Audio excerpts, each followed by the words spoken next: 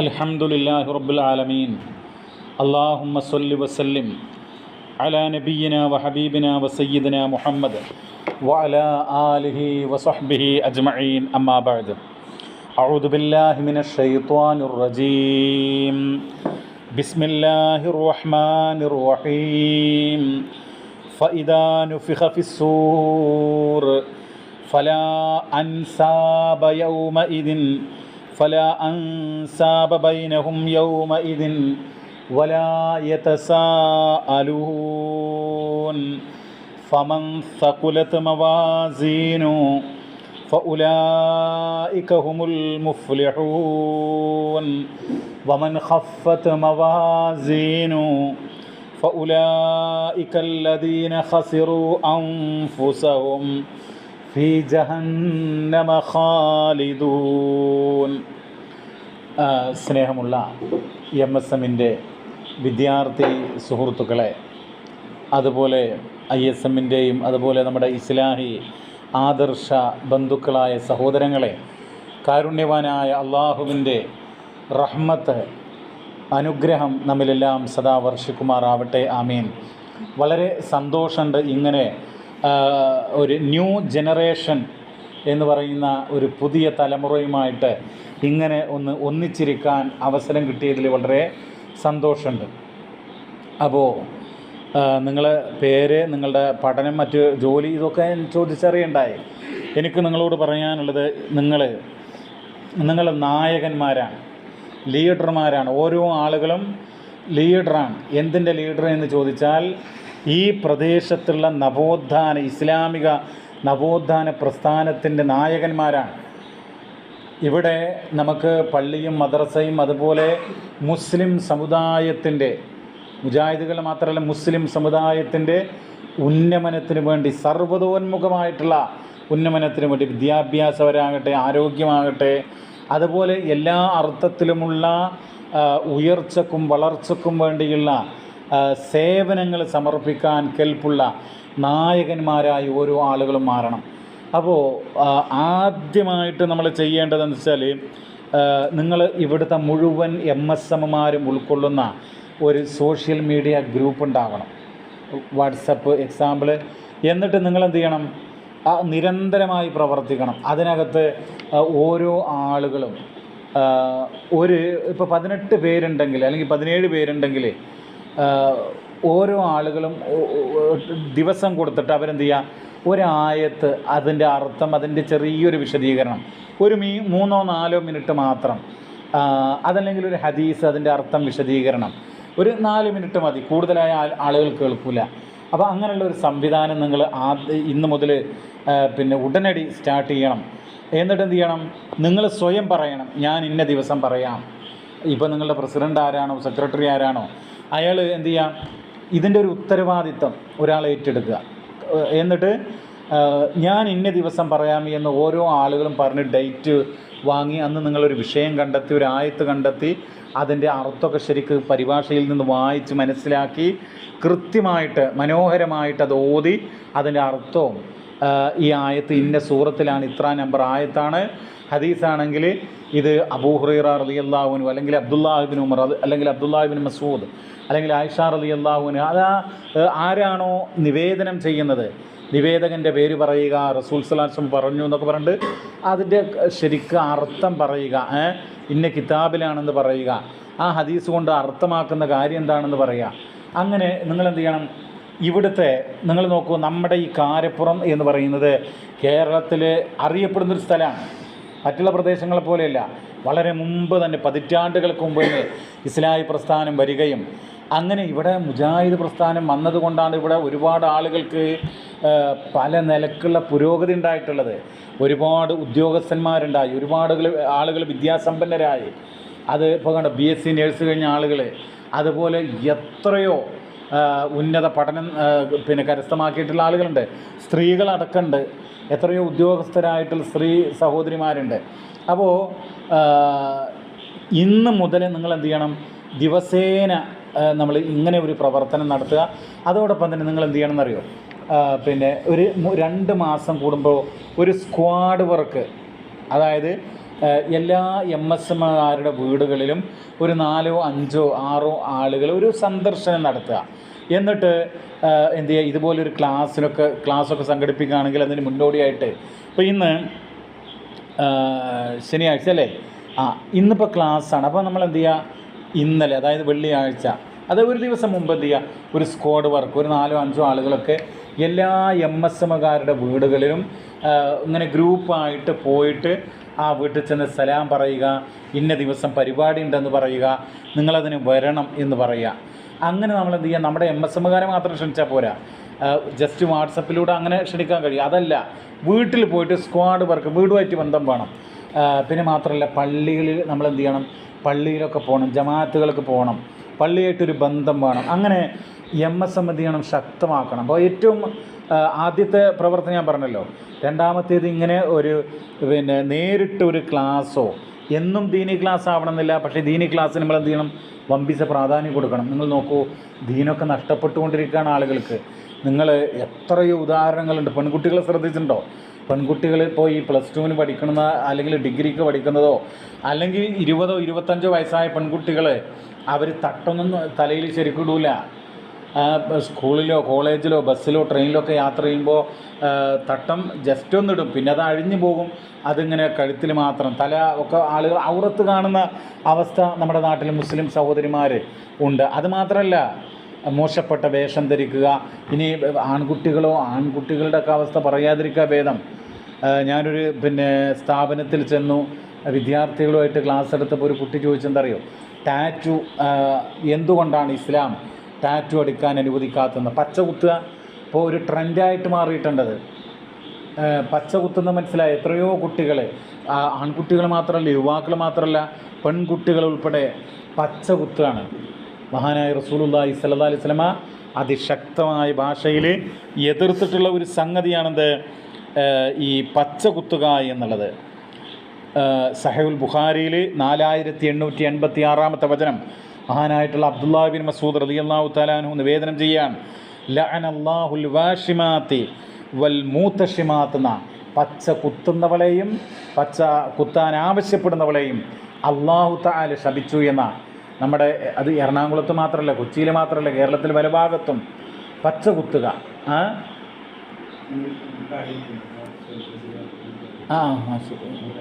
അപ്പോൾ നിങ്ങൾ നോക്കൂ, ദീനീപരമായിട്ടുള്ള ബോധം നഷ്ടപ്പെട്ടുകൊണ്ടിരിക്കുകയാണ്. അപ്പോൾ നമ്മളെന്ത് ചെയ്യണം, കൂടുതൽ ദീനീബോധമുള്ള ആളുകളായിട്ട് മാറേണ്ടതുണ്ട്. ഇപ്പോൾ പച്ചകുത്തുകയെന്ന് മാത്രമല്ല, അതുപോലെ ഒട്ടനവധി സംഭവങ്ങൾ. ഞാൻ പെൺകുട്ടികളുടെ ഡ്രസ്സൊക്കെ പറഞ്ഞില്ലേ, കോളേജിൽ നിന്ന് പലപ്പോഴും വരുന്ന ഫോട്ടോകൾ നിങ്ങൾ ശ്രദ്ധിച്ചിട്ടുണ്ടോ? മഫ്തിയൊക്കെ ഇട്ട പെൺകുട്ടികൾ ഈ ആളുകൾക്ക് കൈ നീട്ടി കൊടുക്കുക. എന്തിന്? രക്ഷാബന്ധൻ കെട്ടാൻ. രക്ഷാബന്ധൻ എന്ന് പറഞ്ഞാൽ മനസ്സിലായോ? രക്ഷാബന്ധൻ എന്ന് പറഞ്ഞാൽ ഒരു ഹൈന്ദവ വിശ്വാസപ്രകാരമുള്ള ഒരു ആചാരമാണ്. ആ സംഭവത്തിന് വേണ്ടി മുസ്ലിം പെൺകുട്ടികൾ കൈ നീട്ടി കൊടുക്കുക. അപ്പോൾ എന്തുകൊണ്ടാണത്? ദീനീബോധം കുറഞ്ഞതുകൊണ്ടാണ്. ദീനീബോധം നഷ്ടപ്പെട്ടുകൊണ്ടിരിക്കുകയാണ്. മുമ്പത്തെ പോലെയല്ല. മുമ്പ് കാലം എന്നൊക്കെ പറഞ്ഞാൽ ആളുകൾക്ക് കുറേയൊക്കെ ദീനീബോധം ഉണ്ടായിരുന്നു. അപ്പോൾ നിങ്ങളെന്ത് ചെയ്യണം? നല്ല ദീനീബോധവും അച്ചടക്കമുള്ള ആളുകളായി മാറണം. അല്ലെങ്കിൽ ഒരു കാര്യം നമ്മൾ മനസ്സിലാക്കി, എന്തിനാണ് നമ്മൾ ഇങ്ങനെ സംഘടനയും അതുപോലെ തന്നെ പള്ളിയും ഇതൊക്കെ പറയുന്നത് എന്തിനാ? ഒരു കാര്യം ഉറപ്പാണ്, നമ്മൾ ഇവിടെ നിന്ന് മരണപ്പെട്ടു പോകേണ്ടി വരും. അതിൽ സംശയമുണ്ടോ? ഇല്ല, എന്തായാലും മരിക്കേണ്ടി വരും. നിങ്ങൾ നോക്കൂ, എത്ര ആളുകളാണ് 35-ലും 40-ലും അതുപോലെ 20-ലൊക്കെ മരണപ്പെട്ടു പോയിക്കൊണ്ടിരിക്കുന്നത്. നിങ്ങളുടെ കുടുംബത്തിലോ നിങ്ങളുടെ അയൽപ്പക്കത്തോ നിങ്ങളുടെ ചുറ്റുപാടിലോ നിങ്ങളുടെ സ്കൂളിലോ നിങ്ങളുടെ വിദ്യാലയങ്ങളിലൊക്കെ പഠിച്ചിട്ടുള്ള, നിങ്ങളോടൊപ്പം പഠിച്ചില്ല പലരും ഇന്ന് ഖബറിലായിരിക്കും. ആരെങ്കിലും നിങ്ങൾ ആലോചിച്ച് നോക്കുക. അപ്പോൾ അപ്പോൾ നിങ്ങൾ നോക്കൂ, നമ്മൾ മരിക്കും എന്നുള്ളത് ഉറപ്പാണ്. മരണാനന്തരം ഒരു ജീവിതം ഉണ്ടെന്ന് ഒരു സംശയവും വേണ്ട. അത് വിശുദ്ധ ഖുർആൻ വളരെ യുക്തിഭദ്രമായിട്ട് പറഞ്ഞ കാര്യമാണ്. കേവലം വിശ്വസിക്കുകയല്ല, ഒരു എന്താ പറയുക, മിത്ത് എന്നൊക്കെ പറയില്ല, അതുപോലെയല്ല. ഇപ്പോൾ രാത്രിയാണല്ലോ, അതൊരു സത്യമാണ് എന്നതുപോലെ വളരെ കൃത്യമായ സത്യമാണെന്ത്, നാളെ നമ്മൾ പരലോകത്ത് ഒരുമിച്ച് കൂട്ടപ്പെടും. പരലോകമുണ്ട്, അവിടെ നരകമുണ്ടാവും, സ്വർഗ്ഗമുണ്ടാവും. വിശുദ്ധ ഖുർആനിൽ എത്രയോ സംഭവങ്ങളുണ്ട്. സൂറത്ത് യാസീൻ എടുത്ത് നോക്കൂ നിങ്ങൾ, അതിൽ കാണാം, ആയത്തുൽ ലഹുമുൽ അർളുൽ മൈത്തത്തു, ആയത്തുല്ലഹും അവർക്കൊരു ദൃഷ്ടാന്തമാണെന്ന ആയത്താണെന്ന. എന്താ ആയത്തെന്ന് പറഞ്ഞാൽ? ആയത്തെന്ന് പറഞ്ഞാൽ അതിന് ദൃഷ്ടാന്തം നമ്മൾ അർത്ഥം പറയും. അതായത് അള്ളാഹു ഉണ്ട് എന്ന് മാത്രമല്ല പരലോകമുണ്ട്, അങ്ങനെ ഇസ്ലാമിക വിശ്വാസങ്ങൾ ഉണ്ട് എന്ന് ഉറപ്പിക്കാവുന്ന ഒരു തെളിവ്. അതാണ് ആയത്ത് എന്നുള്ളതുകൊണ്ട് ഉദ്ദേശിക്കുന്നത്, ദൃഷ്ടാന്തം എന്നുള്ളതുകൊണ്ട് ഉദ്ദേശിക്കുന്നത്. അപ്പോൾ ആയത്തുല്ലഹുമുൽ അർളുൽ മൈത്തത്തു. മൈത്തത്ത് അർത്ഥം പറയൂ. മയ്യത്ത് എന്ന് പറഞ്ഞാ മരിച്ചത്, ശവം, ജഡം അല്ലേ? ആ ശവമായി കിടക്കുന്ന ഭൂമി, ആ ഭൂമിയെ ഉപരിലോകത്തു നിന്ന് വെള്ളം ഇറക്കിയിട്ട് എന്ത് ചെയ്തു? അള്ളാഹു തആല പിന്നെ സജീവമാക്കാൻ, ജീവനുള്ളതാക്കാൻ, അതിൽ സസ്യങ്ങളും അതുപോലെ ധാന്യങ്ങളൊക്കെ മുളപ്പിക്കാൻ. അപ്പോൾ ജീവനില്ലാത്തതിനെ മുളപ്പിക്കുകയാണ്. അത് നമ്മൾ കണ്ടുകൊണ്ടിരിക്കുകയാണ്. വരണ്ടുണങ്ങിയിട്ടുള്ള ഈ ഭൂമിയിലേക്ക് ഉപരിലോകത്തു നിന്ന് വെള്ളം ഇറങ്ങി അങ്ങനെ ആ ജഡമായി കിടക്കുന്ന, ശവമായി കിടക്കുന്ന ഭൂമിയിൽ നിന്ന് ജീവന് പൊട്ടിപ്പുറപ്പെടാൻ എന്നതുപോലെ നമ്മളൊക്കെ മരിച്ച് നമ്മൾ പിന്നെ മണ്ണും എല്ലും ഒക്കെ ആയിട്ട് ദ്രവിച്ചാലും ശരി, നമ്മളെ അല്ലാഹു തആല എന്ത് ചെയ്യും? വീണ്ടും ഉയർത്തെഴുന്നേൽപ്പിക്കും. ഇനി അതല്ല, കത്തിക്കപ്പെട്ടാൽ നമ്മുടെ ബോഡി ഉണ്ടല്ലോ, ഇപ്പോൾ ഈ ഹൈന്ദവർ ഒക്കെ എന്താ ചെയ്യുന്നത്? വൈദ്യുത ശ്മശാനങ്ങളിൽ കത്തിക്കാണ്, സംസ്കരിക്കുകയാണ് അല്ലെ? എത്രയോ സ്ഥലങ്ങൾ കാണാതെ. കേട്ടിട്ടുണ്ടോ നിങ്ങൾ? വൈദ്യുത ശ്മശാനം കേട്ടില്ലേ? തിരുവനന്തപുരത്ത് ഇതിവിടെ ഈ ഒറ്റപ്പാലം, തിരുവില്ലാമല എന്നൊക്കെ പറഞ്ഞ സ്ഥലത്ത് പല സ്ഥലങ്ങളിലുണ്ട്. അപ്പോൾ ചുരുക്കം പറഞ്ഞു കഴിഞ്ഞാൽ അവിടെ അവരെന്ത് ചെയ്യുന്നത്? ബോഡി പിന്നെ എല്ലാവരും കണ്ട് അതിൻ്റെ പൂജയും സംസ്കാരമൊക്കെ കഴിഞ്ഞാൽ, ചടങ്ങുകൾ കഴിഞ്ഞാൽ എന്ത് ചെയ്യാണ്? ആ സ്ട്രക്ചറിൽ അങ്ങോട്ട് കൊണ്ടുപോകുന്നു. എന്നിട്ട് ആ അടുപ്പിലേക്ക് അല്ലെങ്കിൽ അതിലേക്കാണ് നീക്കി വെക്കുകയാണ് ബോഡി. എന്നിട്ട് ഷട്ടർ താഴ്ത്തുന്നു, സ്വിച്ച് ഇടുന്നു. അതോടുകൂടി എന്താണ്? ചാരമായിട്ട്, ഭസ്മമായിട്ട് മാറുകയാണ്. സുബ്ഹാനല്ലാഹ്. അപ്പോൾ എന്തായിരുന്നാലും ശരി അള്ളാഹുവിൻ്റെ അടുക്കൽ ഒരുമിച്ച് കൂട്ടപ്പെടും. എന്താ കാരണം? വിശുദ്ധ ഖുർആൻ പരലോകത്തിന് വേണ്ടിയിട്ട്, പരലോകമുണ്ടാകും എന്നുള്ളത് നമ്മളെ മുമ്പിൽ ഇങ്ങനെ ഉദാഹരണങ്ങൾ വെച്ച് പറയാം. ഇനി അത് മാത്രമല്ല, നിങ്ങൾ ആലോചിച്ച് നോക്കൂ. ഇപ്പോൾ നമുക്ക് തോന്നും, അല്ലെങ്കിൽ ചില ആളുകൾക്ക് ഉള്ള സംശയം എന്താ അറിയോ? നമ്മൾ മരിച്ചു കഴിഞ്ഞാൽ ഇങ്ങനെ പിന്നെ വെണ്ണീറാകുന്നു അല്ലേ, മണ്ണായി മാറുന്നു, പിന്നെ എങ്ങനെയാണ് നമ്മളെ ഉയർത്തെഴുന്നേൽപ്പിക്കുക? അതൊന്നും ഉണ്ടാവൂല എന്നാണ് ചില ആളുകൾ സംശയം. പക്ഷേ നമ്മൾ ചിന്തിക്കേണ്ടതാ, ഈ ആകാശങ്ങൾ സൃഷ്ടിച്ച എത്ര വലിയ സൃഷ്ടിയാണ് ആകാശം. നിങ്ങളിപ്പോൾ കാരപ്പുറത്താണെങ്കിലും, അദ്ദേഹം ബാംഗ്ലൂരാണെങ്കിലും, അദ്ദേഹം പിന്നെ ഖത്തീഫിലാണെങ്കിലും ഒക്കെ ഈ ആകാശം കാണുകയാണ്. എത്ര വലിയ ആകാശം എന്ന് പറയുന്ന സൃഷ്ടി. ആ സൃഷ്ടിയെ സൃഷ്ടിക്കാൻ ആർക്ക് കഴിഞ്ഞു? അള്ളാഹുവിന് കഴിഞ്ഞു. ആ റബ്ബിന് ഈ നിസ്സാരനായ മനുഷ്യൻ, നമ്മൾ നിസ്സാരന്മാരല്ലേ? നമ്മൾ നിസ്സാരന്മാരാണ്. നിങ്ങൾ ആലോചിച്ചോ, നമുക്കെന്ത് ഗ്യാരണ്ടി ഉള്ളത്? നമുക്കൊരു ഗ്യാരണ്ടി ഇല്ല. ഞാനിതാ അവിടെ ഇരിക്കുന്നു, ഈ ഷർട്ട് ഞാനാണ് ഇട്ടത്, ഇതിൻ്റെ ബട്ടൺസ് ആരായിട്ടെന്നറിയോ? ഞാൻ തന്നെയാണ്. പക്ഷേ ഇത് അഴിക്കാൻ എനിക്ക് കഴിയുന്ന ഉറപ്പുണ്ടോ? ഇല്ല. നമ്മുടെ ഷർട്ട് എൻ്റേത് മാത്രമല്ല, നിങ്ങളുടെയൊക്കെ പിന്നെ അതൊരു പക്ഷേ മയ്യത്ത് കുളിപ്പിക്കുന്ന ആളുകളായിരിക്കാം. അങ്ങനെയാണ് മനുഷ്യൻ്റെ അവസ്ഥ. ഗ്യാരണ്ടി ഇല്ല, എപ്പോഴും മരണം സംഭവിക്കാം. ഇപ്പം നമ്മളൊരു ഫോണിന് ഗ്യാരണ്ടി ഉണ്ട്, അല്ലെങ്കിൽ വേറൊരു വസ്തുവിന് ഗ്യാരണ്ടി ഉണ്ടെന്ന് പറയുമ്പോൾ മനുഷ്യൻ്റെ അവസ്ഥ എന്താ? മനുഷ്യന് വളരെ ദുർബലരാണ്. അപ്പോൾ മരണം എപ്പോഴും സംഭവിക്കാം. മരണാനന്തരം ഇങ്ങനെയൊരു ലോകമുണ്ട് എന്ന് നമ്മൾ പിന്നെ മനസ്സിലാക്കുക. അത് വിശുദ്ധ ഖുർആൻ എത്രയോ ശാസ്ത്രീയമായ സത്യങ്ങൾ പറഞ്ഞുകൊണ്ട് ഖുർആൻ പറഞ്ഞതെല്ലാം സത്യസമ്പൂർണ്ണമാണെന്ന് വ്യക്തമാക്കുക. ഖുർആൻ സത്യമാണ് എന്നുള്ളതിന് ഒരു സയൻറ്റിഫിക്കായിട്ടുള്ള ഒരു തെളിവ് നിങ്ങളോട് ചോദിച്ച് നിങ്ങളെന്താ പറയുക? എന്തെങ്കിലും പറഞ്ഞോളൂ.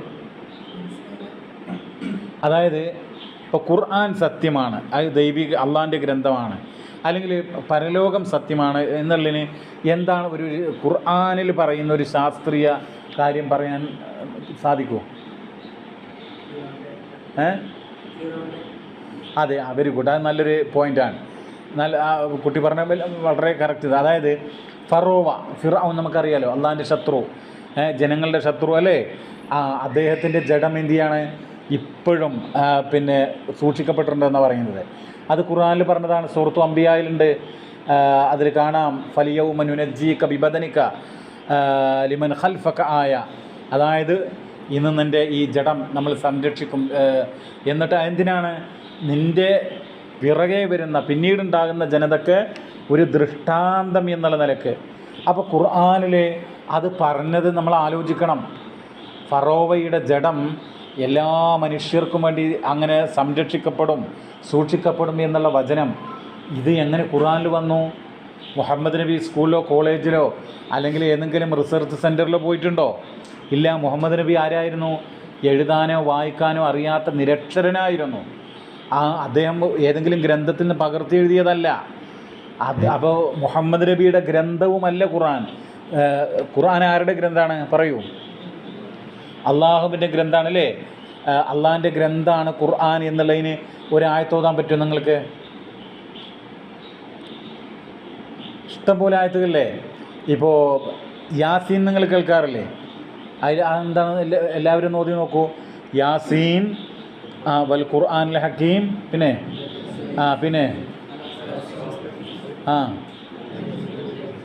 അതെ, തൻസീലുൽ. ഇതിൻ്റെ അവതരണം എന്ന് പറഞ്ഞാൽ, വിശുദ്ധ ഖുർആൻ്റെ അവതരണം എന്ന് പറഞ്ഞാൽ അൽ അസീസ്, പ്രതാപശാലിയായിട്ടുള്ള റഹീം, കരുണാനിധിയായ അള്ളാഹുവിൻ്റെ അടുക്കൽ നിന്നാണ് എന്നുള്ളതാണ്. അപ്പോൾ അങ്ങനെയുള്ള പരിശുദ്ധനായ റബ്ബിൻ്റെ അടുക്കൽ നിന്ന് അവതീർണമായ ഗ്രന്ഥം. ആ റബ്ബാരാണ്? ഭൂതവും ഭാവിയും വർത്തമാനവും സകല കാര്യങ്ങളും അറിയുന്നവനാണ്. അങ്ങനെ എല്ലാം അറിയുന്ന റബ്ബിൻ്റെ വചനമാണെന്ത്? വിശുദ്ധ ഖുർആൻ. അതുകൊണ്ടാണ് അതിൽ എന്ത് വന്നത്? ഫറോവയുടെ ജഡം സൂക്ഷിക്കും എന്നുള്ളത്. അല്ല, നബിക്ക് പറയാൻ കഴിയുമോ? ഇല്ല. നബി ആരാണ്? ഒരു പ്രൊഫറ്റ്, ഒരു പ്രവാചകൻ മാത്രമാണ്, ദൈവമല്ല, എല്ലാം അറിയുന്നവനല്ല. നബിക്ക് വരാൻ പോകുന്ന കാര്യമൊന്നും അറിഞ്ഞിരുന്നില്ല, അദൃശ്യം അറിഞ്ഞിരുന്നില്ല, അറിയൂല. അള്ളാഹു അറിയിച്ചു കൊടുക്കുന്ന കാര്യങ്ങളല്ലാതെ ഭാവി കാര്യങ്ങൾ അറിയൂല പ്രവാചകന്. അപ്പോൾ വിശുദ്ധ ഖുർആന് വളരെ വ്യക്തമായിട്ട് ഖുർആൻ സത്യമാണ്, അള്ളാഹു സത്യമാണ് എന്ന് ജനങ്ങൾക്ക് വിശ്വസിക്കാനുള്ള വ്യക്തമായ തെളിവാണ് അദ്ദേഹം പറഞ്ഞത്. മനസ്സിലാകുന്നുണ്ടോ നിങ്ങൾക്ക്? ഇന്നും ഫിർഔനിൻ്റെ ജഡം ഈ യൂട്യൂബിലൊക്കെ കിട്ടും, നിങ്ങൾ സെർച്ച് ചെയ്താൽ മതി, കാണാൻ പറ്റും. ഫറോവയുടെ ജഡമുള്ള വീഡിയോ എന്ന് ഇംഗ്ലീഷിലും മലയാളത്തിലും അതിൻ്റെ വാക്കുകൾ കൊടുത്താൽ കിട്ടും. അപ്പോൾ ഈജിപ്തിലുണ്ട് അദ്ദേഹത്തിൻ്റെത് എന്നാണ് പറയുന്നത്. അപ്പോൾ വിശുദ്ധ ഖുർആനിൽ പറഞ്ഞാൽ ഇതുപോലെ എത്രയോ സംഭവങ്ങൾ. നിങ്ങൾ ഇപ്പോൾ നമ്മുടെ നാട്ടിൽ നിങ്ങൾ പ്ലെയിനിലൊക്കെ യാത്ര ചെയ്യുകയാണെങ്കിൽ വേറെ രാജ്യത്തേക്കൊക്കെ പോകുമ്പോൾ നമ്മൾ എന്ത് ചെയ്യും? അവിടെ നിന്ന് നമ്മൾ കണ്ണിലെ അടയാളം, അതല്ലെങ്കിൽ വിരലടയാളം, ഫിംഗർ പ്രിൻ്റ്, ഇതൊക്കെ ഇടും. എന്തുകൊണ്ടാണത്? അത് വ്യക്തമായൊരു തെളിവാണ്. ഇത് ഓരോ ആളുകളുടെയും വിരൽത്തുമ്പിൻ്റെ ഈ അടയാളം ഉണ്ടല്ലോ, അത് വ്യത്യസ്തമാണ്. അത് വിശുദ്ധ ഖുർആൻ പറഞ്ഞു. ഇപ്പോഴും ഇങ്ങനെയൊക്കെ എല്ലാ തരത്തിലുള്ള വിജ്ഞാനങ്ങളും പടർന്ന് പന്തലിച്ച്, ഇപ്പം നമ്മൾ AI ക്യാമറ എന്ന് പറയാറില്ലേ? എന്താണ് AI എന്ന് പറഞ്ഞാൽ?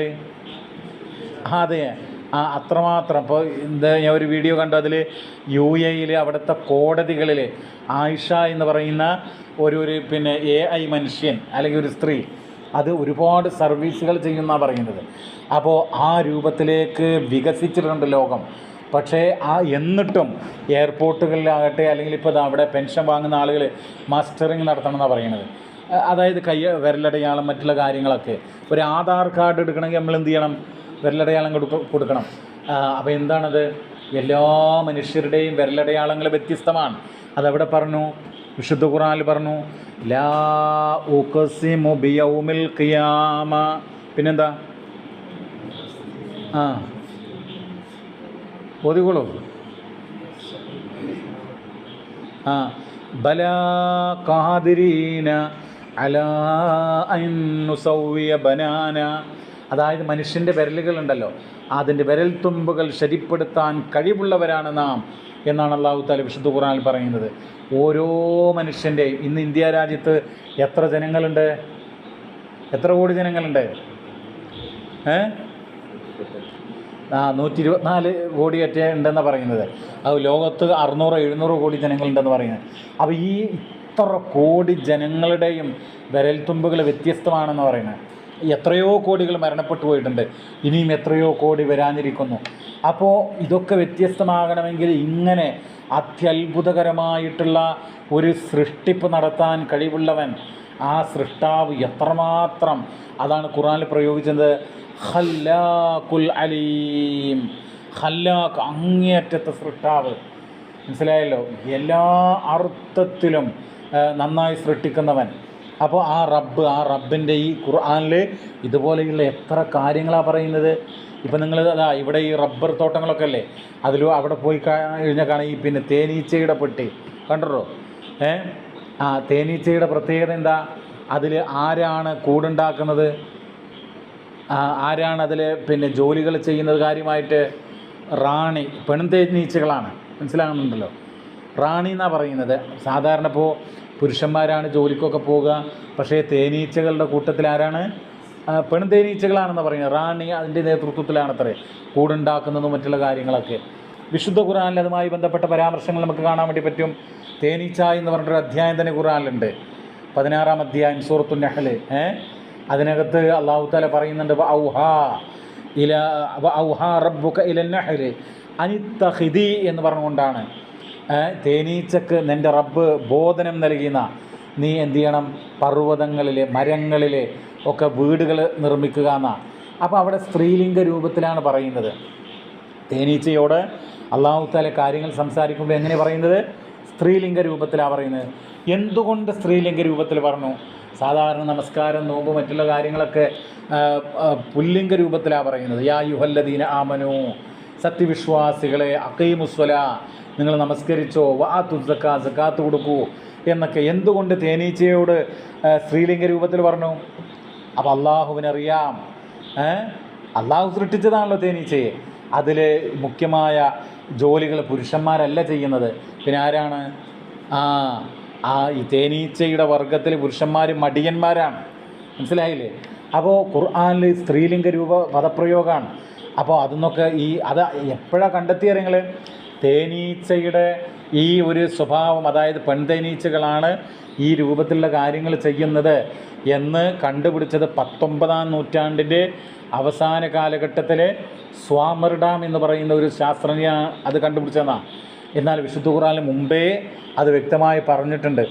അപ്പോൾ ഇപ്പം ഞാൻ ഇത്രയും കാര്യങ്ങൾ, ഇപ്പോൾ ഫിർഔൻ്റെ കാര്യങ്ങൾ പറഞ്ഞു, വിരൽത്തുമ്പുകളുടെ കാര്യങ്ങൾ പറഞ്ഞു, തേനീച്ചയുടെ കാര്യം പറഞ്ഞു, ഇങ്ങനെ എത്രയോ സംഭവങ്ങൾ, ശാസ്ത്രീയമായിട്ടുള്ള സത്യങ്ങൾ ഖുർആനിൽ പറയുന്നുണ്ട്. അപ്പോൾ ഖുർആൻ സത്യമാണ്, പരലോകം സത്യമാണ്, യാതൊരു തർക്കവും യാതൊരു സംശയവും നമ്മുടെ മനസ്സിനകത്തുണ്ടാകാൻ പാടില്ല.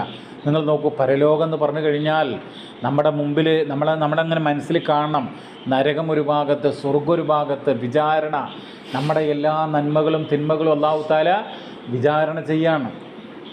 ആ പരലോകം, അവിടെ നമ്മൾ രക്ഷപ്പെടണമെങ്കിൽ നമ്മുടെ എല്ലാ കാര്യങ്ങളും അല്ലാഹു വിചാരണ ചെയ്യുന്ന.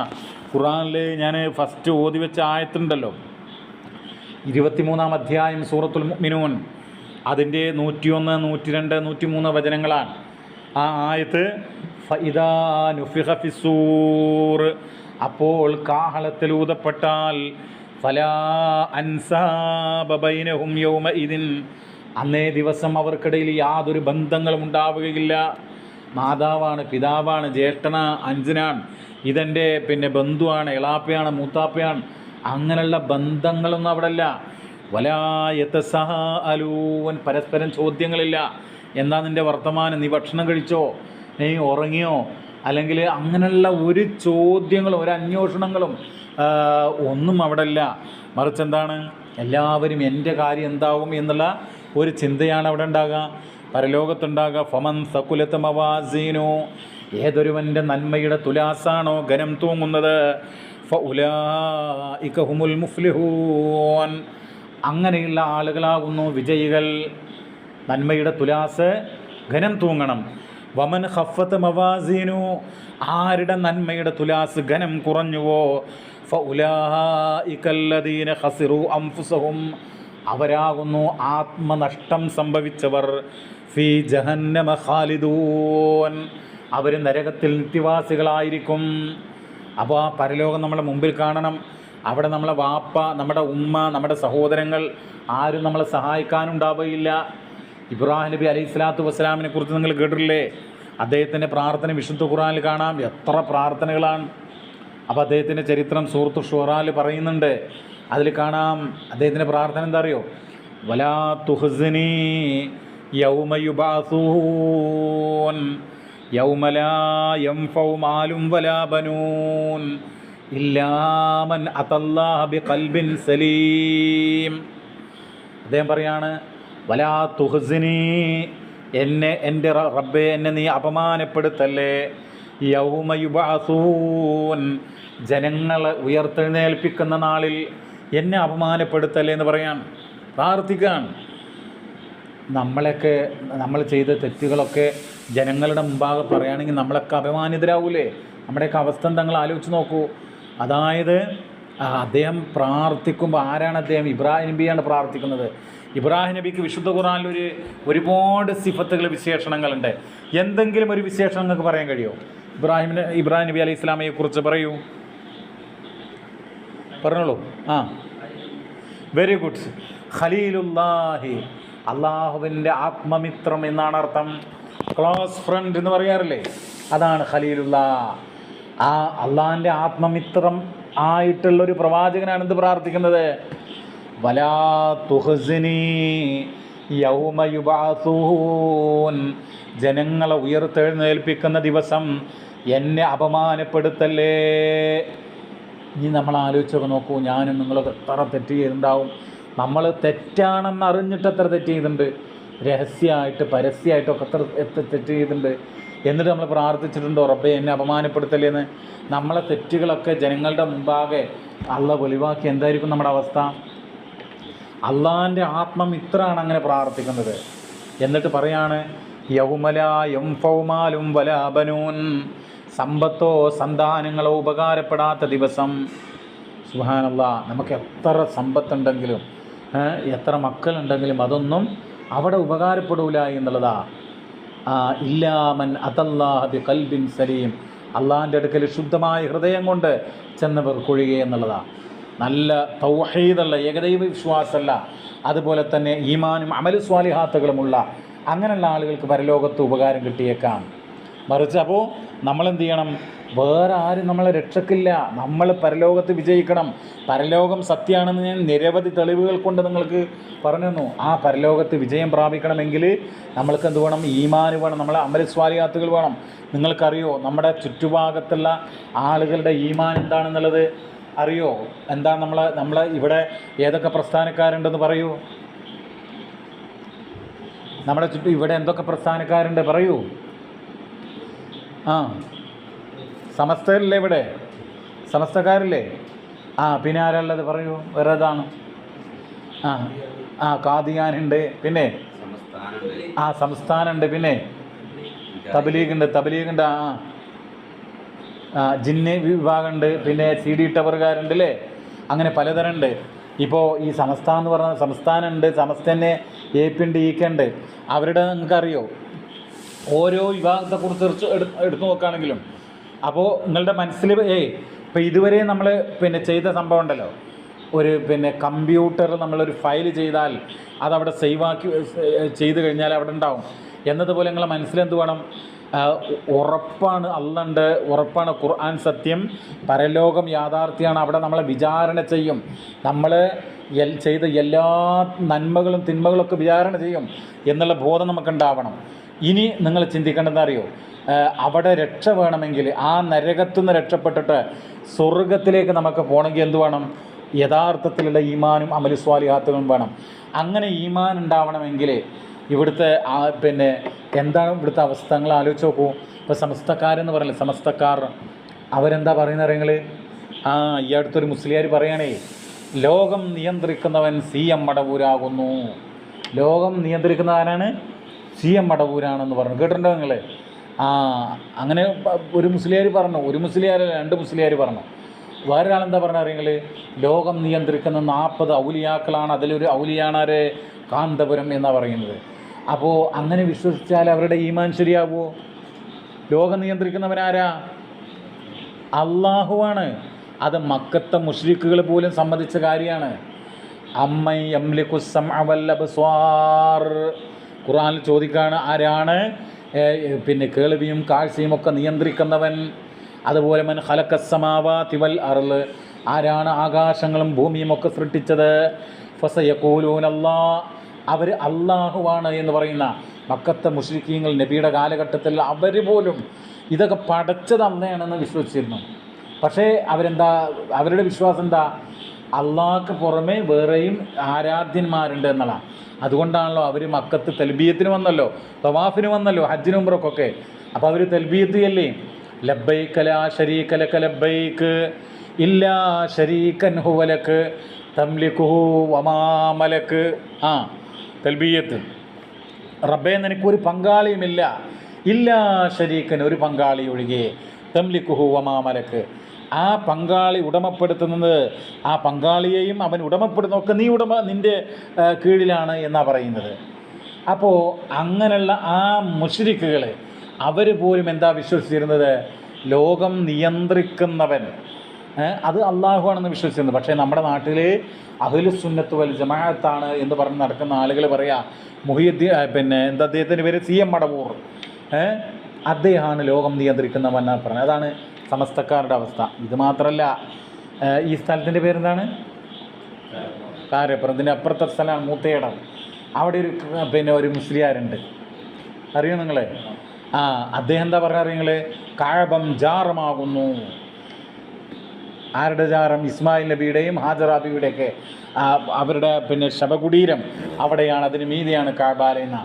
അദ്ദേഹം ഒരിക്കൽ പറഞ്ഞെന്താ നിങ്ങൾ, വിഡ്ഢികളാണ് മക്കത്തേക്കും മദീനത്തേക്കൊക്കെ പോകുക, ഞാൻ മദീന മൂത്തേടത്തേക്ക് വരണമെന്നാണ് ആഗ്രഹിക്കുന്നത് എന്നൊക്കെ അദ്ദേഹം പറയണ്ട.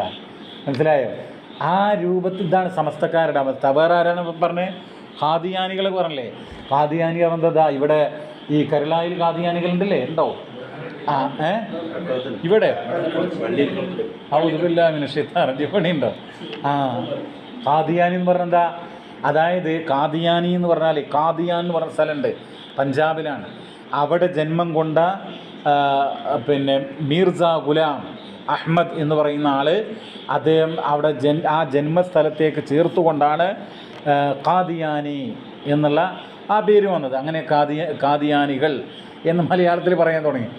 അപ്പോൾ അദ്ദേഹം പ്രവാചകനാണെന്ന് പറഞ്ഞു.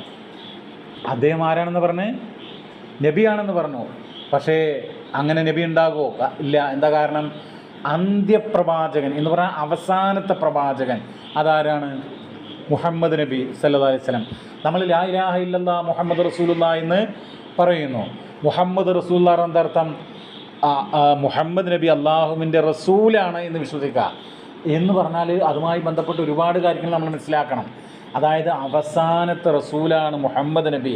അതിനുശേഷം ഒരു നബിയോ പ്രവാചകനോ ഒന്നും തന്നെ ഉണ്ടാവില്ല എന്ന് അടിയുറച്ച് നമ്മൾ വിശ്വസിക്കണം. അങ്ങനെ ഉണ്ടാവുമെന്ന് വിശ്വസിച്ചാൽ എന്തായി? നമ്മൾ കുഫ്ർ സംഭവിക്കും. മനസ്സിലായില്ലേ? സത്യനിഷേധം നമുക്കുണ്ടാവും. അപ്പോൾ മുഹമ്മദ് നബിക്ക് ശേഷം ഒരു നബി ഉണ്ടാവുകയില്ല എന്ന് അടിയുറച്ച് വിശ്വസിക്കണം. ലാ നബിയ്യ ബഅദി, ഹദീസിൽ കാണാം, എൻ്റെ കാലശേഷം ഒരു നബി ഉണ്ടാവില്ല. പക്ഷേ ഖാദിയാനികൾ എന്ത് പറഞ്ഞു? ഞാൻ പ്രവാചകനാണ് എന്ന് ഈ മീർസ ഗുലാം അഹമ്മദ് ഖാദിയാനി പറഞ്ഞു. അദ്ദേഹത്തെക്കുറിച്ച് ഒരുപാട് കാര്യങ്ങളുണ്ട്. അദ്ദേഹം പറഞ്ഞു, എനിക്ക് ഇംഗ്ലീഷിലാണ് വഹി ഇറങ്ങുന്നതെന്ന് പറഞ്ഞു. ശ്രദ്ധിക്കും, ഏത് ഭാഷയിലെ വഹി ഇറങ്ങുന്നു പറഞ്ഞു? എന്താ വഹി എന്ന് പറഞ്ഞ അർത്ഥം പറയൂ? ദൈവിക സന്ദേശം, ദൈവം പ്രവാചകന് കൊടുക്കുന്ന സന്ദേശത്തിനാണിത് പറയുക, വഹി എന്ന് പറയുക. അപ്പോൾ അത് എനിക്ക് ഇംഗ്ലീഷിലാണ് ഇറങ്ങുന്നതെന്ന് പറഞ്ഞു. അപ്പോൾ ഖുർആൻ പറയുകയാണെന്ത്, ഈ പ്രവാചകന്മാരൊക്കെ അവരുടെ ആ ജന്മസ്ഥലത്തുള്ള ഭാഷ, അതിലാണ് അവർക്ക് ബോധനങ്ങൾ നൽകിയിട്ടുള്ളതാണ്. മുഹമ്മദ് നബി എവിടെ ജനിച്ചതാ?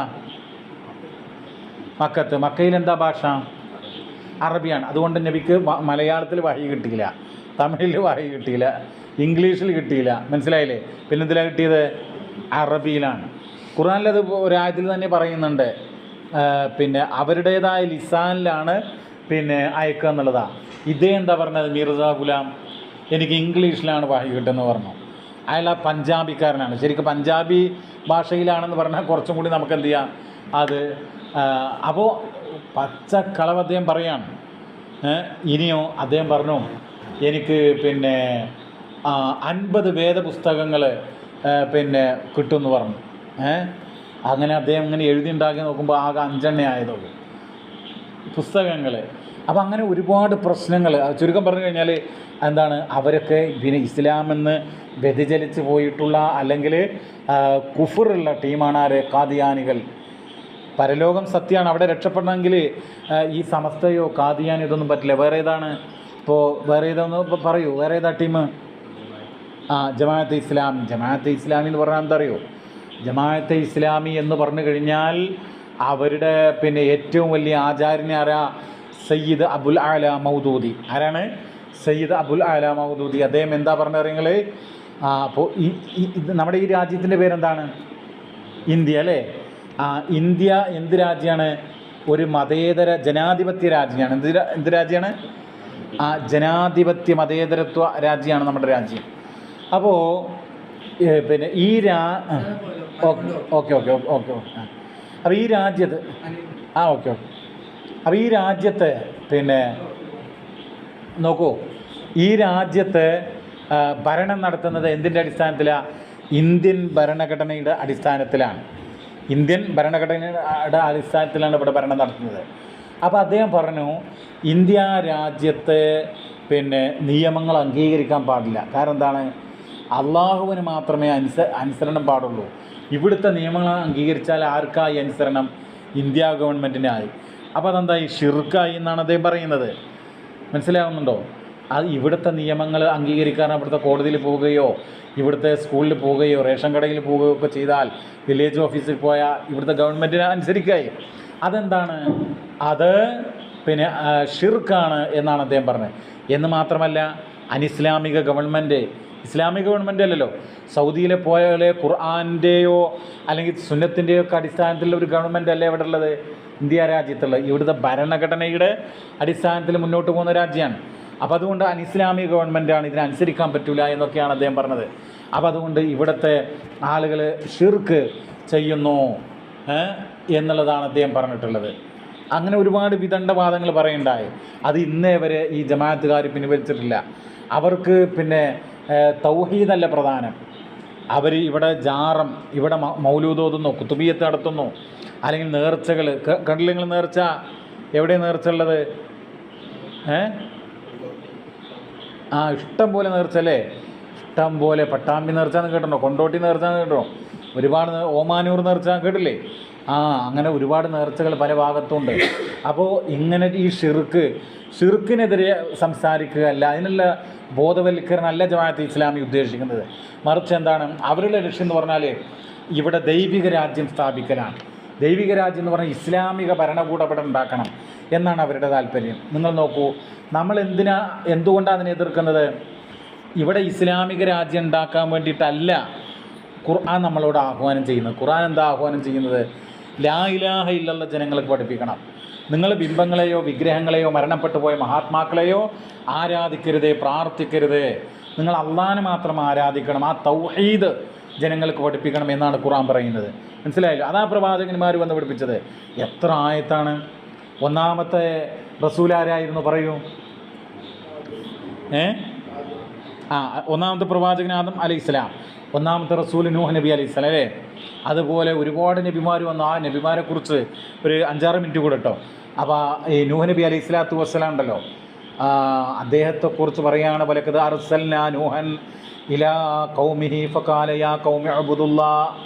കണ്ടോ, നാം നൂഹിനെ അദ്ദേഹത്തിൻ്റെ ജനതയിലേക്ക് അയച്ചു. അദ്ദേഹം പറഞ്ഞു, യാ ഖൗമി ഉബ്ദുല്ലാഹ് മാ ലക്കും മിൻ ഇലാഹിൻ ഗൈറു. അല്ലയോ ജനങ്ങളെ, നിങ്ങൾ അള്ളാഹുവിനെ മാത്രം ആരാധിക്കുവിൻ, അവനല്ലാതെ നിങ്ങൾക്കൊരു ആരാധ്യനുമില്ല. അദ്ദേഹം പറയണ്ടായി. അപ്പോൾ ഒരു പ്രവാചകന് വന്നിട്ട് തൗഹീദാണ് ആദ്യം പറയുന്നത്, അല്ലാതെ നിങ്ങൾ ഇസ്ലാമിക ഗവൺമെൻറ് ഉണ്ടാക്കണം എന്നല്ല. അപ്പോൾ അതുകൊണ്ടാണ് ജമാഅത്തെ ഇസ്ലാമി നമ്മൾ എതിർക്കുന്നത്. പിന്നെ അവർക്കെന്താണ്? അള്ളാഹിൻ്റെ റസൂലിൻ്റെ സുന്നത്ത് മുറുകെ പിടിക്കണ്ടേ? അവർക്ക് പിന്നെ എന്താ പറയുക, കുനൂത്ത് ചൊല്ലിയാലും കുഴപ്പമില്ല, ചൊല്ലിയിട്ടില്ലെങ്കിലും കുഴപ്പമില്ല, നബിദിനാഘോഷത്തിന് പങ്കെടുത്താലും കുഴപ്പമില്ല, പങ്കെടുത്തില്ലെങ്കിൽ അങ്ങനെ എന്താ പറയുക, ഒരു കൃത്യമായ ആദർശമില്ലാത്ത ടീമാണ് ആര്? ജമാഅത്തെ ഇസ്ലാമി. മനസ്സിലായോ? ഇനി വേറെ ഏതാ നിങ്ങൾ കേട്ടിട്ടുണ്ടാവും, വിസ്ഡം ജിന്ന് ടീമിലെ അങ്ങനെ കുറേ വിഭാഗങ്ങളുണ്ട്. അവരെന്താ പറഞ്ഞറിയങ്ങൾ? ഒരുപാട് തെറ്റായ വാദങ്ങൾ പറഞ്ഞു. അവർ പറഞ്ഞു, ഈ പിന്നെ ഒരാളിങ്ങനെ വഴിയറിയാതെ ഒരു വിജനമായ പ്രദേശത്തുകൂടെ നടന്നു പോകാണ്. അപ്പോൾ ആരെയും കാണുന്നില്ല, വഴി ഏതാണെന്നറിയില്ല. അപ്പോൾ വഴി അറിയാൻ വേണ്ടിയിട്ട് അവിടെയുള്ള ജിന്നുകളെയും മലക്കുകളെയും ഉദ്ദേശിച്ചുകൊണ്ട് യാ ഇബാദല്ലാഹ് അഈനുനി, അള്ളാഹിൻ്റെ ദാസന്മാരെ എന്നെ സഹായിക്കണേ എന്ന് പറയാമെന്നാണ്. നിങ്ങൾ ആലോചിച്ച് നോക്കൂ, ജിന്നുകളോട് തേട്ടം, മലക്കുകളോടുള്ള തേട്ടം. നമ്മളെന്താ പറഞ്ഞിട്ടുള്ളത്? നമ്മളെന്താ പഠിച്ചിട്ടുള്ളത്? മുജാഹിദുകൾ എന്താ പഠിച്ചിട്ടുള്ളത്? ഇങ്ങനെയുള്ള അഭൗതികമായ തേട്ടങ്ങളെല്ലാം ആരോട് മാത്രമേ പറ്റുള്ളൂ? അള്ളാഹിനോട് മാത്രം അല്ലേ? ഇയ്യാക നഅ്ബുദു വ ഇയ്യാക നസ്തഈൻ. അതിൻ്റെ അർത്ഥം പറഞ്ഞു തരൂ, പറയൂ. റബ്ബേ, ഞങ്ങൾ നിന്നെ മാത്രം ആരാധിക്കുന്നു, നിന്നോട് മാത്രം ഞങ്ങൾ സഹായം തേടുന്നു. അത് നമ്മൾ ദിവസേന പറയാണ്. എന്നിട്ട് പിന്നെ എങ്ങനെ ജിന്നിനോട് സഹായം തേടുക? അപ്പം തനി ഷിർക്കാണ്. ഏതുപോലെ ഗുരുവായൂരപ്പ രക്ഷിക്കണേ എന്ന് പറയുന്നത് കടുത്ത ഷിർക്കല്ലേ? അത് ചെയ്താൽ മരണപ്പെട്ടു പോയാൽ എന്തായിരിക്കും ഉണ്ടാകുക? നരകായിരിക്കും, ഒരു സംശയം വേണ്ട. കാരണം ഖുർആനിൽ പറയാണ്, ഇന്നഹു മൻ യുശ്രിക് ബില്ലാഹ്, ആര് അള്ളാഹുവിൽ പങ്കു ചേർക്കുന്നുവോ ഫഖദ് ഹറമല്ലാഹു അലൈഹിൽ ജന്ന, അവൻ അല്ലാഹു തആല സ്വർഗ്ഗം ഹറാമാക്കി, വമഅവാഹുന്നാർ, അവൻ്റെ നരകം, അവൻ്റെ സങ്കേതം നരകമാകുന്നു. സ്വർഗം അവന് ഹറാമാണ്, സ്വർഗം അവന് കിട്ടൂല. പിന്നെന്താ കിട്ടുക? നരകം. മനസ്സിലായോ? ഷിർക്ക് ചെയ്തവന്. അപ്പോൾ ഈ പിന്നെ ഇങ്ങനെ ജിന്നുകളോട് തേടാൻ പിന്നെ പറ്റും എന്ന് പറഞ്ഞ ടീമാണ് ആര്? ഈ വിസ്ഡം അല്ലെങ്കിൽ CD, എന്താ അവരുടെ പേര്, ജിന്ന് വിഭാഗം എന്നൊക്കെ പറയില്ല, കുറേ ടീമുണ്ട് അവർ. ഈ വിസ്ഡം മാത്രമല്ല, നിങ്ങൾ ഈ നിലമ്പൂർ അത്തിക്കാട് അവിടെ ആടിനെ വളർത്തുന്ന കേന്ദ്രം എന്നൊക്കെ കേട്ടിട്ടുണ്ടോ? അവരിപ്പോൾ ആടിനെ വളർത്തുന്നുണ്ടോ എനിക്കറിഞ്ഞൂടാ. പക്ഷേ അവരുടെ ചില പിന്നെ ക്ലാസ്സുകളും കാര്യങ്ങളും അവരുടെ പ്രവർത്തനങ്ങളൊക്കെ നടക്കുന്നുണ്ട്. സക്കരിയാക്കൾ എന്ന് പറഞ്ഞിട്ട് വേറെ വിഭാഗമുണ്ട്. അപ്പോൾ ഇവരൊക്കെ ഇങ്ങനെ തീവ്രമായ, ഓർക്ക് വേറെ കുറേ ഇതുണ്ട് കേട്ടോ. ഒരു രോഗം വന്നാൽ ജിന്ന് കയറിയതാണ് അവരുടെ വിശ്വാസം. നമ്മളെ വിശ്വാസം എന്താ? ജിന്ന് അങ്ങനെ കയറൂല, ജിന്നിനെ അങ്ങനെ കയറാൻ ഒന്നിനും കഴിയില്ല. ജിന്നെന്ന് പറഞ്ഞാൽ നല്ല ജിന്നുണ്ടാകും, മുസ്ലിമായിട്ടുള്ള ആളുകളുണ്ടാകും. എന്നാൽ പിന്നെ ചീത്ത ആളുകൾ, മുസ്ലിങ്ങളല്ലാത്ത കാഫറുകളായിട്ടുള്ള ജിന്നുകൾ, പിശാചുക്കൾ, എന്തേ ചെയ്യാൻ കഴിയുള്ളൂ? നമ്മളോട് ചീത്ത കാര്യങ്ങൾക്ക് തോന്നിപ്പിക്കാനേ അവർക്ക് കഴിയുള്ളൂ, തിന്മയിലേക്ക് ക്ഷണിക്കാനേ അവർക്ക് കഴിയുള്ളൂ. അതൊക്കെ പിന്നെ എത്രയോ ആയത്തുകളും കാര്യങ്ങളുണ്ട്. ഞാൻ സമയദൈർഘ്യം ഭയന്നുകൊണ്ട് അത് പറയുന്നില്ല. പിന്നെ ഇവിടെ ഏതൊരു പ്രസ്ഥാനം, നിങ്ങൾ CD ടവർ എന്ന് പറഞ്ഞിട്ടൊരു വിവാദം കേട്ടില്ലേ? അതിൻ്റെ സംസ്ഥാന പ്രസിഡൻറ്റിനോടെ പത്രക്കാർ ചോദിച്ചു, ഈ മാരണം കൂടോത്രം ഫലിക്കുമോ എന്ന്. അപ്പോൾ അദ്ദേഹം പറഞ്ഞു, എനിക്കറിയില്ലായിരുന്നു. അതാണ് അവരുടെ ആദർശം. നമ്മെ സംബന്ധിച്ച് നിങ്ങൾ ആലോചിച്ച് നോക്കൂ, നമ്മുടെ പ്രസ്ഥാനത്തിൻ്റെ പേരെന്താണ്? പറയൂ. നമ്മുടെ പ്രസ്ഥാനം പിന്നെ MSM അല്ലേ? എന്താ അതിൻ്റെ ഫുള്ള്? Mujahid students movement. പിന്നെ യുവാക്കളുടെ സംഘടനയുടെ പേരെന്താണ്? ISM, ഇത്തിഹാദ് ഷുബാനിൽ മുജാഹിദീൻ അല്ലേ? പിന്നെ സ്ത്രീകളുടെ സംഘടന ഉണ്ടല്ലോ, MGM. പിന്നെ സ്റ്റുഡൻസ്, ഈ വിദ്യാർത്ഥിനികളുടെ സംഘടന IGM അല്ലേ? അതുപോലെ നമ്മുടെ മുതിർന്ന ആളുകളുടെ പേര് ഇതെന്താണ്? KNM മർക്കസ് ദഅവ അല്ലേ? അപ്പം നമ്മുടെ ആദർശം, നമ്മുടെ വിശ്വാസം എന്ന് പറഞ്ഞാൽ ഇതിനൊക്കെ എതിരാണ്. നമ്മൾ അള്ളാഹിനോട് മാത്രമേ സഹായം തേടുകയുള്ളൂ, വേറൊരു ശക്തിയോടും സഹായം തേടില്ല. അഭൗതികമായ തേട്ടം, അതായത് ഞാൻ ഇദ്ദേഹത്തോടൊരു ചായ തരൂ എന്ന് നമുക്ക് ചോദിക്കാം, അല്ലെങ്കിൽ പിന്നെ നമ്മൾ സ്കൂളിൽ പോയിട്ട് അപേക്ഷ ഫോറം വേണം, അല്ലെങ്കിൽ പിന്നെ ഒരു ഹോട്ടലിൽ പോയിട്ട് ഫുഡ് തരൂ എന്നൊക്കെ നമുക്ക് പറയാം. ആ സഹായ തേട്ടമല്ല. അപ്പം മറഞ്ഞ മാർഗത്തിലൂടെ സഹായം കിട്ടാനുള്ള തേട്ടം, അതാരോട് മാത്രമേ പറ്റുള്ളൂ? റബ്ബിനോട്. ഏതുപോലെ ഇപ്പോൾ ഇദ്ദേഹം, അപ്പോൾ ഒരാളിങ്ങനെ നടന്നു പോകാൻ, ഒരാളിങ്ങനെ ഈ റൂട്ടിലൂടെ നടന്നു പോകാൻ, പിന്നെ ലൈറ്റില്ല എന്ന് വിചാരിച്ചോളൂ, ഒറ്റയ്ക്ക് നടന്നു പോകാൻ. പെട്ടെന്ന് മുമ്പിലേക്ക് ഒരു പന്നിയോ അല്ലെങ്കിൽ ഒരു സർപ്പമോ ഒക്കെ വന്നു. അപ്പോൾ ആ മനുഷ്യൻ പറയാണ്, യാ മുഹിയുദ്ദീൻ എന്ന് പറയാണ്. എന്തിനാണ് അങ്ങനെ വിളിച്ച് പറയുന്നത്? മുഹിയുദ്ദീൻ ഷെയ്ഖ്, ഈ സർപ്പത്തെന്ന് അല്ലെങ്കിൽ പന്നിയിൽ നിന്ന് എന്നെ രക്ഷിക്കണേ എന്നുള്ള ഉദ്ദേശത്തിലാണ് അയാൾ പറയുന്നത്. അതെന്താണ്? ഷിർക്കാണ്. ഇനി പിന്നെ ജിന്നെ കാക്കണേ എന്ന് പറഞ്ഞാൽ എന്താണ്? ഷിർക്കാണ്. ഇനി അതല്ല, ഗുരുവായൂരപ്പ രക്ഷിക്കണേ എന്ന് പറഞ്ഞാലും എന്താണ്? ഷിർക്കാണ്. പടച്ചോനെ റഹ്മാനെ എന്ന് പറഞ്ഞാലോ അത് തൗഹീദാണ്. മനസ്സിലായോ? അപ്പോൾ അങ്ങനെയുള്ള സഹായതേട്ടം ആരോടേ പറ്റുള്ളൂ? അള്ളാഹിനോട് മാത്രം. ഇതാണ് നമ്മുടെ വിശ്വാസം. മനസ്സിലായോ? നമ്മുടെ പ്രമാണം എന്ന് പറഞ്ഞാൽ ഖുർആന്, സഹിയായ തിരുസുന്നത്ത്. അപ്പോൾ ഞാൻ എൻ്റെ വാക്കുകൾ ചുരുക്കുകയാണ്.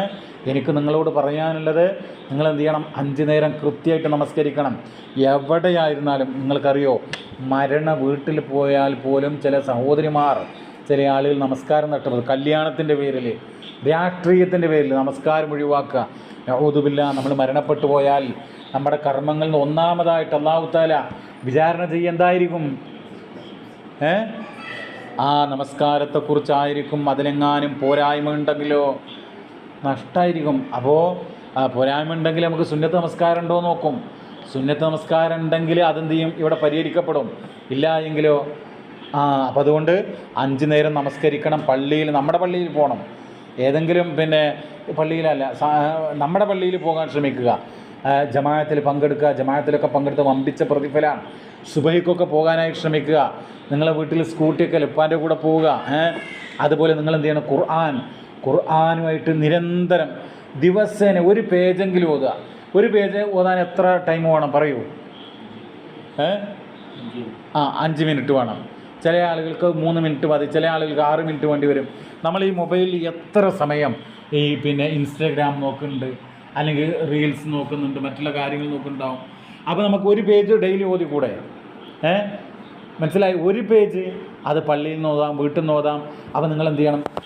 ഇന്ന് നിങ്ങൾ നോക്കൂ, ഈ കാലഘട്ടത്തിൽ ദീനീ ബോധമുള്ള മക്കളില്ല എന്നുള്ളത്, മക്കൾ വളരെ കുറവ് ആയിട്ടുണ്ട് എന്നുള്ളതാണ് സത്യം. അപ്പോൾ നിങ്ങളെല്ലാവരും എന്ത് ചെയ്യണം? നിങ്ങളൊക്കെ ഒരു റോസാ ചെടിയുടെ അതിലെ റോസാ പുഷ്പമുണ്ടല്ലോ, അത് ഒന്ന് മണത്തു നോക്കൂ, എന്തൊരു സുഗന്ധമായിരിക്കും, അത് കാണാൻ എന്തൊരു സൗന്ദര്യമാണ്. എന്നതുപോലെ നിങ്ങൾ ഈ പ്രദേശത്ത് നിങ്ങളുടെയൊക്കെ വീടുകളിൽ റോസാപ്പൂക്കളാവണം. റോസാപ്പൂക്കളാവണം എങ്കിൽ എന്ത് ചെയ്യണം? കറകളഞ്ഞ തൗഹീദ് ആരോട് മാത്രം തേടണം? അള്ളാഹിനോട് മാത്രം. 5 നേരം നമസ്കരിക്കണം. ജമാഅത്തിന് പോകാൻ ശ്രമിക്കുക. അതുപോലെ തന്നെ നിങ്ങൾ എന്ത് ചെയ്യണം? ഖുർആൻ പാരായണം ചെയ്യണം. പിന്നെ നിങ്ങൾ പ്രാർത്ഥിക്കണം. നിങ്ങളുടെ മാതാപിതാക്കൾക്ക്, നമ്മുടെ പ്രസ്ഥാനത്തിന്, എല്ലാ മുസ്ലിങ്ങൾക്കും അതുപോലെ രോഗങ്ങൾ വരാതിരിക്കാൻ, മുസ്ലിമായി ജീവിക്കാനൊക്കെ പ്രാർത്ഥിക്കണം. നമസ്കാരം കഴിഞ്ഞാലൊക്കെ പ്രാർത്ഥിക്കുക, ദിക്റുകളൊക്കെ ചൊല്ലുക. നമസ്കാരം കഴിഞ്ഞാൽ ദിക്റുകൾ എന്താണ് നമ്മൾ ചൊല്ലേണ്ടത് പറയൂ? പറഞ്ഞോളി. നമ്മൾ സലാം വീട്ടി കഴിഞ്ഞാൽ എന്താ പറയുക? അസ്തഗ്ഫിറുല്ലാഹ് എന്നെത്ര പറയണം? 3 അല്ലേ? പിന്നീട് അല്ലാഹുമ്മ അൻതസ്സലാമു മിൻകസ്സലാം തബാറക്ത യാ ദൽ ജലാലി വൽ ഇക്റാം. പിന്നീട് ലാ ഇലാഹ ഇല്ലല്ലാഹ് വഹ്ദഹു ലാ ശരീക ലഹുൽ മുൽക്കു വലഹുൽ ഹംദ് വഹുവ അലാ കുല്ലി ഷൈഇൻ ഖദീർ. അല്ലാഹുമ്മ ലാ മാനിഅ ലിമാ അഅതൈത വലാ മുഅതിയ ലിമാ മനഅത വലാ യൻഫുദൽ ജദ്ദു മിൻകൽ ജദ്ദ്. ഇത്രയും പറഞ്ഞിട്ട് സുബ്ഹാനല്ലാഹ് എത്ര തവണ? 30. അൽഹംദുലില്ലാഹ് എത്ര തവണ? അല്ലാഹു അക്ബർ എത്ര തവണ? 33. പിന്നെ ലാ ഇലാഹ ഇല്ലല്ലാഹ് വഹ്ദഹു ലാ ശരീക ലഹുൽ മുൽക്കു വലഹുൽ ഹംദു വഹുവ അലാ കുല്ലി ഷൈഇൻ ഖദീർ. അതൊരു തവണ. ഇത്രയും പറഞ്ഞാലേ എന്താ അതിൻ്റെ പ്രതിഫലം പറയുന്നത്? സമുദ്രത്തിലെ നുരകളോളം നമുക്ക് ദോഷങ്ങളുണ്ടെങ്കിലും അല്ലാഹു തആല അത് പുറത്തു തരുന്ന മനസ്സിലാക്കണം. അപ്പോൾ നമ്മൾ എന്ത് ചെയ്യുക? അതുപോലെ നിങ്ങൾ എന്ത് ചെയ്യുക? വീട്ടിൽ ചെന്നാൽ എല്ലാവരോടും അല്ലെങ്കിൽ ആളുകളൊക്കെ കാണുമ്പോൾ, പരസ്പരം കാണുമ്പോൾ ഹായ് ഹലോ എന്നല്ല പറയണം. മറിച്ച് എന്താ ചെയ്യേണ്ടത്? സലാം പറയുക. ഒരു ദീനീപരമായ ബോധം നമുക്കുണ്ടാവണം. നമ്മളെ ഈ കാലിൻ്റെ ഇതിൻ്റെ നെരിയാണ്ട് താഴെ നമ്മുടെ ഡ്രസ്സാകാൻ പറ്റുമോ? ഇല്ലല്ലോ. അപ്പോൾ അതൊക്കെ നമ്മൾ എന്ത് ചെയ്യുക? എപ്പോഴും ഒരു ദീനീപരമായിട്ടുള്ള അച്ചടക്കം. നിങ്ങൾ ഒരാളെ കണ്ടു കഴിഞ്ഞാൽ ശരിക്കൊരു MSM പ്രവർത്തകനാണ് എന്ന് അറിയാം. സ്കൂളിലാണെങ്കിൽ നമസ്കാരം ഒന്നും ഒഴിവാക്കാൻ പാടില്ല. യാത്ര പോകണം, ടൂറ് പോകാണ്, നമസ്കാരം ഒഴിവാക്കാൻ പറ്റുമോ? ഇല്ല. കല്യാണത്തിന് പോയാലും സൽക്കാരത്തിന് പോയാലും എവിടെയായാലും ഇതൊക്കെ വേണം. അങ്ങനെ നല്ല മക്കളായി ഇവിടെ ഈ MSMൻ്റെ പ്രവർത്തനം ഉണ്ടല്ലോ, അത് നിൽക്കാൻ പാടില്ല. അത് നിൽക്കാൻ പാടില്ല. ഏതുപോലെ ഇപ്പോൾ ചാലിയാറിൽ വെള്ളം ഒഴുക്ക് നിൽക്കാറുണ്ടോ? ഇല്ല. എന്നതുപോലെ എല്ലാ കാലത്തും ഒരു വർഷത്തിൽ എത്ര ദിവസമാണുള്ളത് പറയൂ? 365 ദിവസവും നിങ്ങൾ MSMൻ്റെ പ്രവർത്തനം വേണം. അത് ഡെയിലി ഞാൻ പറഞ്ഞില്ല, നിങ്ങൾ നിർത്തരുത്, നിങ്ങൾ ഉടനെ ആരംഭിക്കണം കേട്ടോ. നിങ്ങൾക്ക് സ്വന്തം ഈ കുട്ടികൾ ഉൾപ്പെടെ എന്തെങ്കിലും ഒരു 2 മിനിറ്റെങ്കിലും പറയും. ഇനി ഒരു ആയത്തോ ഹദീസൊന്നും അർത്ഥം പറഞ്ഞ് അതിൻ്റെ ഒരു വിശദീകരണം പറയാൻ കഴിയാത്ത ആളുകൾ എന്ത് ചെയ്യുക? ഓതിയുടെ ഒരു സൂറത്തുൽ കാര്യ ഓതുക, വെറുതെ ജസ്റ്റ് ഒന്ന് ഓതുക. എന്നിട്ട് ഇതിൽ നിങ്ങളെ MSMൻ്റെ ഗ്രൂപ്പിൽ വിടുക. അങ്ങനെ എന്ത് ചെയ്യണം? നിങ്ങൾ നല്ലൊരു കമ്മിറ്റ്മെൻ്റുള്ള ഈ സമുദായത്തോട്, നമ്മുടെ പ്രസ്ഥാനത്തിനോട് ഒരു ഹൃദയബന്ധമുള്ള ആളുകളായിട്ട് മാറണം എന്നാണ് പറയാനുള്ളത്. അള്ളാഹു സുബ്ഹാനഹു വ തആല നാം ഏവരെയും അവനിഷ്ടപ്പെടുന്ന, അള്ളാഹു ഇഷ്ടപ്പെടുന്ന ആളുകളായി നമുക്ക് മാറണം. അതുപോലെ എനിക്ക് നിങ്ങളോട് പറയാനുള്ള എന്തറിയോ, ഇവിടുത്തെ പാവപ്പെട്ട ആളുകളെ കണ്ടല്ലോ, അവരെ നമ്മൾ ചേർത്ത് പിടിക്കാനായിട്ട് നമ്മൾ തയ്യാറാകണം എന്നുള്ളതാണ്. വിശുദ്ധ ഖുർആനിലൊക്കെ ആയത്തുകൾ എത്ര ആയത്തുകളാണുള്ളത്. പാവപ്പെട്ട ആളുകൾ വലാ തതുറുദില്ലദീന യദഊന റബ്ബഹും, അള്ളാഹുവിനോട് ദുആ ചെയ്യുന്ന പ്രാർത്ഥിക്കുന്ന പാവപ്പെട്ടവരായ ആളുകളെ നീ ആട്ടി ഓടിക്കരുതെന്നാ. ആ ആയത്തിൻ്റെ അവതരണ പശ്ചാത്തലം എന്ന് പറഞ്ഞാൽ മക്കത്ത് പ്രവാചകൻ്റെ കൂടെ ഉണ്ടായിരുന്നത് ദുർബലരായ പാവപ്പെട്ടവരായ ആളുകളായിരുന്നു. അപ്പോൾ അവിടുത്തെ പ്രമാണിമാർ ചോദിച്ചു, മുഹമ്മദിൻ്റെ കൂടെ ഈ ദുർബലരാണല്ലോ, അവരില്ലെങ്കിൽ ഞങ്ങൾ ഇസ്ലാമിലേക്ക് ചേരുമായിരുന്നു എന്നുള്ള ഒരു സംസാരം അവർ നടത്തി. അപ്പോഴാണ് പറഞ്ഞത്, നബിയെ അവർ നീ ആട്ടി ഓടിക്കരുത്. പ്രഭാതത്തിലും പ്രദോഷത്തിലും സൂറത്തു അൻആമിലെ 52-ാമത്തെ ആയത്ത, വലാ തതുറുദില്ലദീന യദഊന റബ്ബഹും ബിൽ ഗദാതി വൽ അശിയ്യി യുരീദൂന വജ്ഹഹു, അള്ളാഹിൻ്റെ വജഹ് ഉദ്ദേശിച്ചുകൊണ്ട് പ്രഭാതത്തിലും പ്രദോഷത്തിലും റബ്ബിനോട് പ്രാർത്ഥിച്ചുകൊണ്ടിരിക്കുന്ന ആ മനുഷ്യന്മാരെ നീ എന്ത് ചെയ്യാൻ പാടില്ല? പറയൂ, ആട്ടി ഓടിക്കരുതെന്നാ, അവരെ ചേർത്ത് പിടിക്കണമെന്നാ. അങ്ങനെയാണ് പാവപ്പെട്ടവർക്ക് സഹായങ്ങൾ നൽകണം. ഈ എന്തുകൊണ്ട് നിങ്ങൾ നോക്കൂ, ഒരു സ്കൂളുണ്ടല്ലോ, അവിടുത്തെ വിദ്യാർത്ഥികളൊക്കെ പണം സ്വരൂപിച്ചിട്ട് ഒരു പാവപ്പെട്ട ആ സ്കൂളിലെ വിദ്യാർത്ഥിക്ക് ഒരു കൊച്ചു വീടുണ്ടാക്കി കൊടുക്കുകയാണ്. അപ്പോൾ നിങ്ങൾ എന്ത് ചെയ്യണം, MSMകാർ നമ്മൾ എത്ര പൈസയാണ് ഐസ്ക്രീമും ചോക്ലേറ്റും ഒക്കെ വാങ്ങാൻ വേണ്ടിയിട്ട്, അതുപോലെ ടെർഫിൽ കളിക്കാൻ വേണ്ടിയിട്ടൊക്കെ ചിലവഴിച്ചുകൊണ്ടിരിക്കുന്നത്. അപ്പോൾ നമ്മളെന്ത് ചെയ്യുക, ഒരു അല്പം, ഇത് മാത്രമല്ല മന്തി അത് ഇത് എന്നൊക്കെ പറഞ്ഞിട്ട് ഇഷ്ടംപോലെ പണം ചിലവഴിക്കുന്നു. അപ്പോൾ എന്ത് ചെയ്യണം, ഒരു ചെറിയ ഒരു സഹായം എന്ത് ചെയ്യണം, MSMൻ്റെ നേതൃത്വത്തിൽ ഇവിടുത്തെ പാവപ്പെട്ട ആളുകൾക്ക് വീടുണ്ടാക്കാനോ, അല്ലെങ്കിൽ പാവപ്പെട്ട പഠനം മുടങ്ങിയിട്ടുള്ള കുട്ടികൾക്ക് വിദ്യാഭ്യാസ സഹായമോ അല്ലെങ്കിൽ ഡ്രസ്സോ അങ്ങനെയുള്ള ഒരു സഹായ പ്രവർത്തനം ഇതൊക്കെ ഉണ്ടാവണം എന്നുള്ളതാണ്. എന്ന് മാത്രമല്ല, നിങ്ങൾ എന്ത് ചെയ്യണം, പഠനം മെച്ചപ്പെടുത്താനുള്ള കാര്യങ്ങളെക്കുറിച്ച് ആലോചിക്കണം. അങ്ങനെ ഇൻഷാ അല്ലാഹ് നല്ല സെറ്റപ്പുള്ള ദീനീ ബോധമുള്ള മക്കളായിട്ട് മാറണം. അതിന് നിങ്ങൾ തന്നെയാണ് തയ്യാറാവേണ്ടത്. നിങ്ങൾ മറ്റുള്ള ആളുകളെ കാത്തു നിൽക്കരുത്. അപ്പോൾ ഈ രൂപത്തിൽ നിങ്ങൾ സന്നദ്ധരാകണമെന്ന് ഓർമ്മപ്പെടുത്തിക്കൊണ്ട് എൻ്റെ വാക്കുകൾ ഞാൻ ചുരുക്കുകയാണ്. നിങ്ങൾക്ക് എന്തെങ്കിലും ചോദിക്കാനുണ്ടെങ്കിൽ ചോദിക്കാം. അള്ളാഹു സുബ്ഹാനഹു വ തആല നമ്മെ എല്ലാവരെയും അവൻ്റെ ജന്നാത്തുൽ ഫിർദൗസിൽ ഒരുമിച്ച് ചേർക്കുമാറാവട്ടെ. റബ്ബന ആതിനാ ഫിദ്ദുനിയ ഹസന വഫിൽ ആഖിറതി ഹസന വഖിന അദാബന്നാർ. റബ്ബന തഖബ്ബൽ മിന്നാ ഇന്നക അൻതസ് സമീഉൽ അലീം വതുബ് അലൈനാ ഇന്നക അൻതത് തവ്വാബുർ റഹീം വഗ്ഫിർ ലനാ ഇന്നക അൻതൽ ഗഫൂറുർ റഹീം വർഹംനാ ഇന്നക അൻത അർഹമുർ റഹീമീൻ. സല്ലല്ലാഹു വസല്ലമ അലാ നബിയ്യിനാ മുഹമ്മദ് വൽഹംദുലില്ലാഹി റബ്ബിൽ ആലമീൻ.